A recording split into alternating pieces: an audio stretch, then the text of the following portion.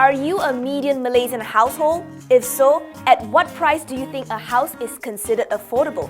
According to the median multiple methodology recommended by the World Bank and UN, that number stands at 165,060 ringgit and below.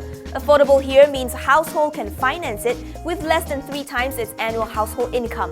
But unfortunately, First Deputy Finance Minister Othman Aziz says only 21% of new launches were priced below 250,000 ringgit in 2014, and that developers are attracted to build higher-end properties priced above $500,000.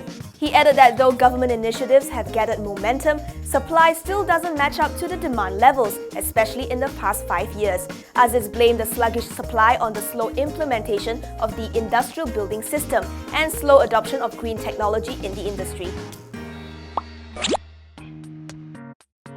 Green Packet is now a substantial shareholder of Yen Global Berhad after acquiring a 22% stake for 18.15 million ringgit. This allows Green Packet access to the Internet of Things business via the loss-making Yen Global. Green Packet's purchase price works out to 60 cents per Yen Global shares, which is 35% lower than its closing price. Green Packet said the acquisition will expose the company in the IoT business without needing any direct involvement and spending in research, development, sales and marketing. It will fund the purchase via internal funds.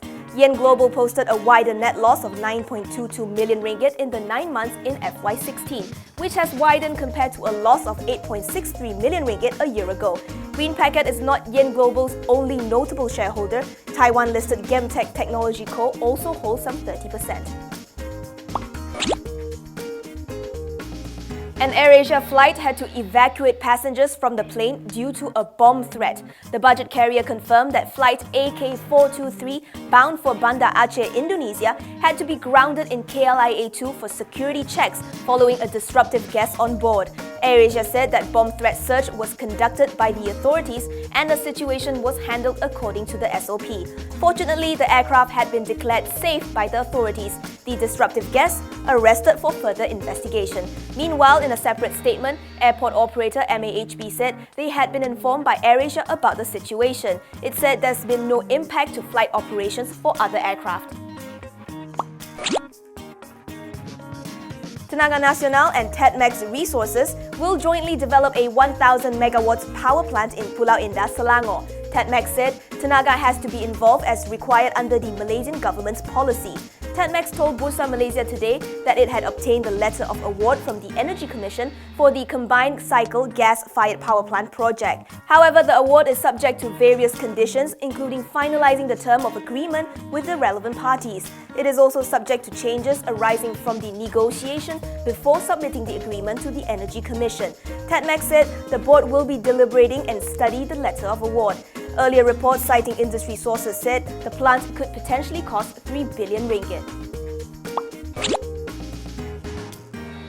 Asdion Berhad shares will be suspended from trading if the company fails to issue its annual report within 5 market days. The suspension will be triggered after the relevant time frame has expired, which in this case means August 8th. The company explained to Bursa it couldn't hand in its report on time due to a delay in consolidating the accounts for its subsidiary in Singapore, as the books are still pending issuance of confirmation from the auditors in Singapore.